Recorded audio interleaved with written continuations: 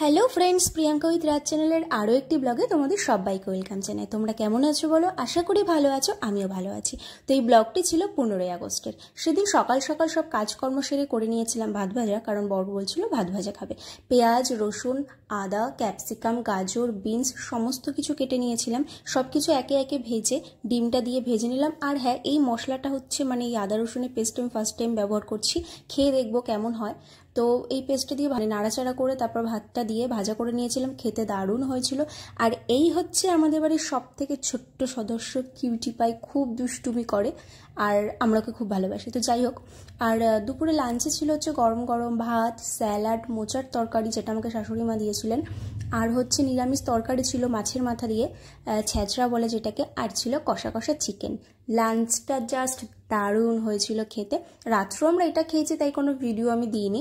আর হ্যাঁ, সন্ধ্যাবেলা আমরা একটু ঘুরু করতে বেরিয়েছিলাম, আসার সময় দুজন আইসক্রিম খেতে খেতে আসছিলাম। তো যাই হোক, আজকের ভিডিওটি এই পর্যন্ত। ভিডিওটি ভালো লাগলে চ্যানেলটি সাবস্ক্রাইব করে পাশে থেকো। টাটা।